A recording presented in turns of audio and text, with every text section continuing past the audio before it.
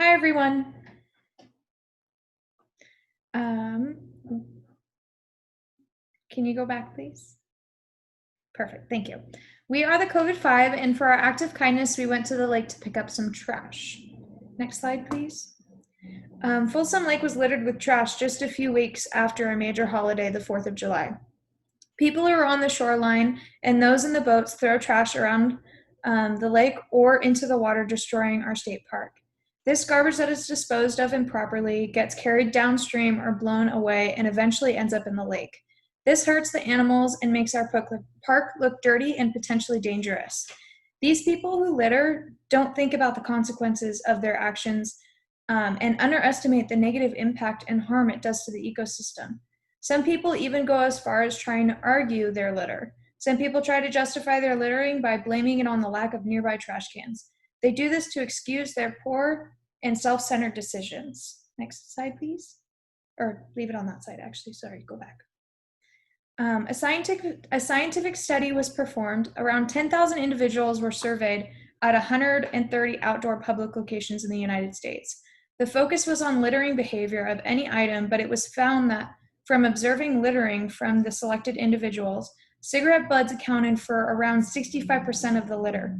Results from the general littering observation showed that the remaining 35% of litter observed was miscellaneous items such as chip bags, toiletry items, sunscreen, lotion, water bottles, beer cans, diapers, etc. Next slide, please. This shocking video portrays the amount of litter off of an island in Taiwan. This video is a great example of how careless some humans can be and the negative consequences it has on our ecosystem. Play the video, please.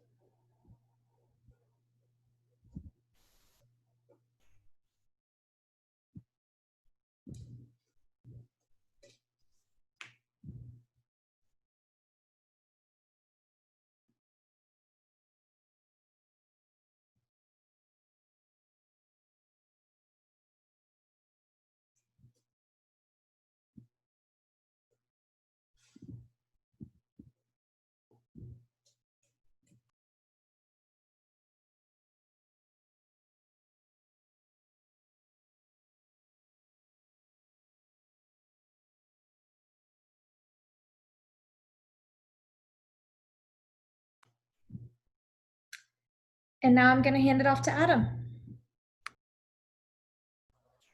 Thanks, Ashley. So the things that we were doing for this act of kindness involved us taking about a mile hike and going to Cabot-Stallman Lake to pick up trash.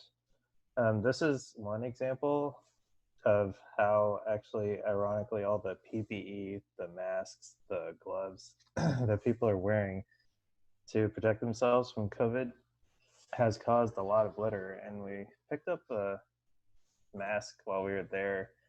We actually had a bunch of different instances of just finding the most random things in terms of diapers or gloves or masks. So the fact that we were out there looking, and it didn't seem like a lot of other people really observing their litter discipline. So it was good to be out there to prevent some harm to the environment. Next slide. So before we go on to the solutions, the problems were clearly presenting themselves in the form of just a lot of trash. We were even near the school that was by Cabot-Stallman Lake. And so we helped clean an area around there as well. So it's like a 2-for-1, and we were able to help both the lake and the school. It's kind of a nice thing to do, really, because I didn't even think about it until we arrived there, but it was a pretty massive area. So the fact that we were able to help at all was a good thing, especially in an afternoon where a good number of people were there. So I'll hand it off. Hi, my name is Nick Shager. I will be discussing about some solutions we can all use to try our best to slow down this issue that is happening worldwide. With littering, for example, I believe if we focus on educating the younger folk, we can put a slowdown to this issue. We cannot just blame the younger folk for creating this disaster that we live in. It's everyone's issue. We have grown up to be more mature and respected for the beauty of the land that this land holds. My group, the COVID 5, all had a desire to clean up all the trash that was found alongside Folsom Lake. I live near the lake in Granite Bay. There are some trails that me and my colleagues knew about, so we planned to meet at Cabot Middle School in Granite Bay and walk along these trails and collect all of its waste we see that had been littered.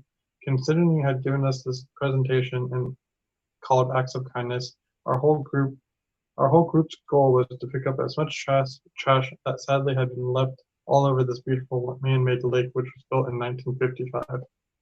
Once this lake was built, they realized they needed to build a dam so they could retain all the water that came off from the American River, which helped create this lake.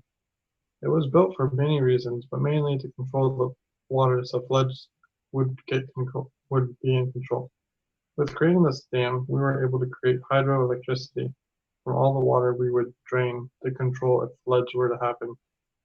I also have one visual aid that you can see how easy it is to pick up your own trash so you don't end up littering yourself. With this little bag trick, you put in your car, make sure you don't litter. When I'm out and about and I notice that trash is on the ground, I myself tend to go pick it up if I'm safe, if it's safe that way. We have been on the lake when our schedules are not so packed, and we all have unfortunately seen the trash that is left along the side, making this lake not as beautiful as it once was. When we are out on the lake, we tend to see garbage either floating or that gets left behind or forgot about. That to me is disturbing. I feel that this act you had given us, it really highlighted this issue to me. I've known about it. However, I do not tend to have the time to go out and go pick up all the trash that is littered. This all falls in line with how out in the world today we have those who choose not to have an issue with littering. I feel because we cannot personally stop whomever may be the litterer, we all must be smart and take care of what we all have so been blessed with to live in. For starters, you can pick up trash that is found on it's not its proper spot. I say proper spot, assuming you may know what that means. I believe intelligent individuals like yourselves understand some items that deserve to be either recycled or put to trash. What is sad is even just from all the littering that's occurring worldwide, it is also polluting our oceans. I love thinking our oceans are clean. However, from all this waste people create, the plastic in oceans is a huge and still growing issue. Just a simple search away using Google to ask how much plastic is in our oceans today, it will say every year 8 million metric tons of plastic enter our ocean on top of the estimated 150 metric tons that currently circulate our marine environments. Now, you may be asking me, what is a metric ton? I'm glad you're asking. 1 metric ton weighs at about 2,204 pounds. Now you can see how devastating just 1 metric ton is equivalent to in pounds. Now again, let me say this is not just the only issue we have with all this littering that is occurring worldwide, but it should at least allow yourself to realize how important it may be just to recycle your own plastic bottles you use for drinks or cat food or who knows. I love ocean salmon, but farm-raised salmon to me is nothing like what God has provided for all of mankind to enjoy. What also is disturbing about this issue is the fact that disease can spread more rapidly through all the trash waste, which could turn into a breeding ground for disease to grow and spread. Worst of it all, that mosquitoes can catch and spread this disease, which is called malaria, from all this waste that tends up in water. It turns out to be what's the word? Just a horrible, disastrous disease. I have one quote from this website called Converse Energy Future. The author of the quote is by Jonas Downs. Littering is a crime, but they are enforcing the law. We need to educate the youth on why littering is so bad and the effect litter has on neighborhoods. All right, I'm going to be giving the mic. So as a group, we went over some solution suggestions and we came up with some 4 easy things for people to do. The first one would be doing it ourselves. So littering is when you just throw trash around in a place in a public area that it doesn't belong, and doing it ourselves, we can just not throw it in a public area. We can get our trash to the trash can. We can also not be a part of the problem. Not being a part of the problem is being a part of the solution in this case. We can start making sure our trash at the very least goes in the garbage and not on the ground. 2, we can educate others. Being the reminder that people need. Sometimes people are having so much they forget to clean up after themselves. If you see this happening, you can give these people a friendly reminder that it is unkind to litter and they should clean up after themselves. 3, always leave places looking better than we found them. If there happens to be trash somewhere that you are visiting and you can safely pick it up and throw it away, then why not? Just do it. And number 4, teaching our children. Littering is not something that can be fixed overnight. We have to teach our children that littering is unkind and that it is always preferable to leave places in better condition than we found them whenever it is possible to do so.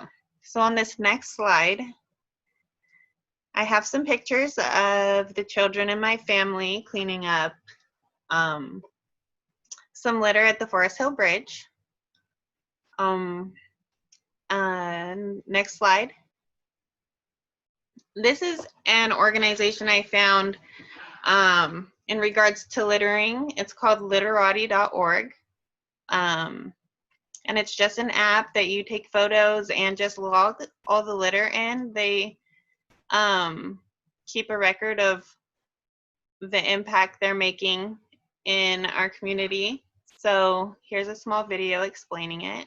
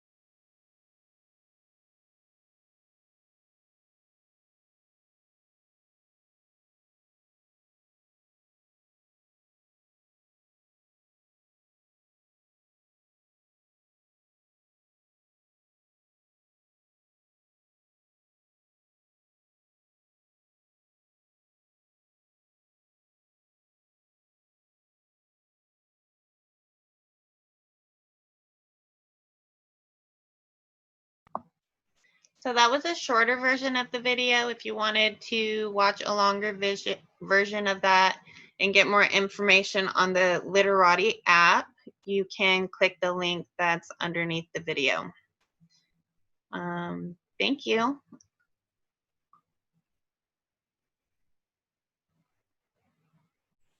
Okay, so for our selected solution, we decided to do educating others. And the 3 ways that we're going to implement this is this presentation, through social media, and through firsthand education.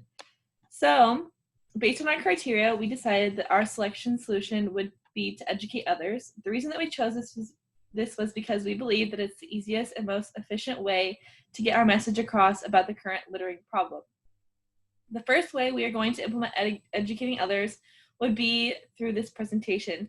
We believe that our presentation will do a great job at exposing the harmfulness of littering. We think that people do not realize how much trash is being littered, so hopefully this presentation will enlighten people. The second way that we're going to implement our solution is by posting on social media. As stated by James Garcia, a psychology graduate, the impressions we make are increasingly shaped by how we conduct ourselves on social media. Social media is a very big platform that can reach a sufficient amount of people in a short amount of time. So we believe that by posting about littering on social media, people will become more aware of the situation. Nowadays, our society relies heavily on social media, so we thought this would be a smart platform to educate people. So on the next slide,